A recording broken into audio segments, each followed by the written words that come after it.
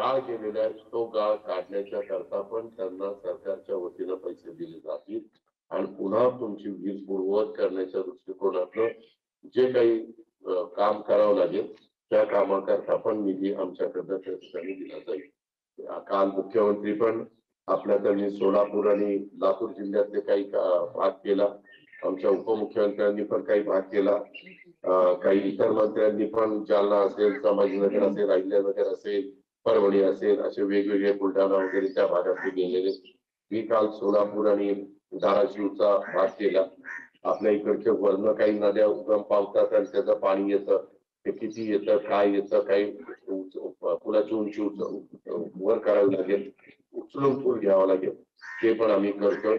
साधारण आता पायपा टाकायच्या नाही, त्याच्यामध्ये एकतर डग टाकायचे किंवा आर्च टाकायच्या अशा प्रकारे आम्ही ठरवलेले आहे.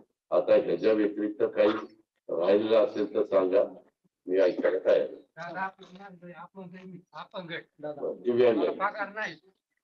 जशी लाडकी बहीण केली का तशी अपंगाला ती योजना सुरू करा.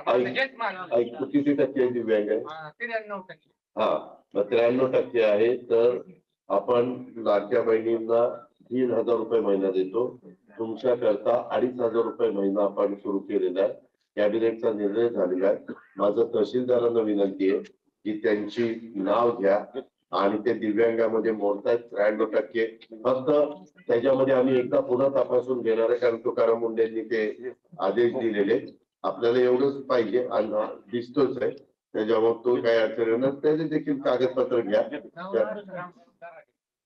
ऐक ना जरा, तर तुला म्हणजे दिव्यांग असल्यावर तुम्हाला आम्ही 2,500 केलेले, तर त्या पद्धतीनं माहिती आणि डायरेक्ट डीबीटी केलेले आणि डायरेक्ट डीबीटी तुमच्या अकाउंट आहे. दुसरी गोष्ट लाडक्या बहिणींनो, तुम्हाला मला सांगायचं, माझी हात जोडून तुम्हाला विनंती आहे की आम्ही खूप मोठं जबाबदारी उचललेली आहे सगळ्यांनी मिळून तुम्हाला सहकार्य करण्याच्या करता. मला एक माझी विधवा भगिनी भेटली, तिचा मोबाईल तिच्या मुलाच्या ताब्यात पडला. अलीकडे मुलं आई वडिलांना माहिती नसतं आणि काहीतरी गेम खेळतात, त्याच्यातनं तो कदाचित, मी आता पोलिसांना सांगितलं, इथे एसपी जिल्ह्याचे पोलिसांचे प्रमुख इथे आहेत, मी त्यांना सांगितलं की ते तपासा. बहुतेक तो मुलगा त्याच्यातनं पैसे सगळे आईचे 1 लाख वर काही 1,000 रुपये होते ते सगळं हारलेलं दिसतोय. तरी आम्ही सायबर क्राईम म्हणून त्याची नोंद घेतोय, ते तपासतोय. तुम्ही पुरुष मंडळी आपल्याला आपल्या मुलांना, मातांनो, भगिनींनो, मुलींनो, जन्म दिल्यानंतर आपला मुलगा काय करतोय काय नाही, जर ते त्याच्यात हरले असतील आणि ते पैसे गेले असतील तर पंचायत आहे.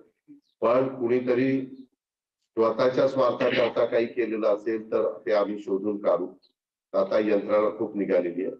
आणि ती भगिनी मला सांगत होती की दादा दर महिन्याला 1,500 रुपये मिळायचे, ते पण मी त्याच्यातच टाकत होते. असं करू नका बाबांनो.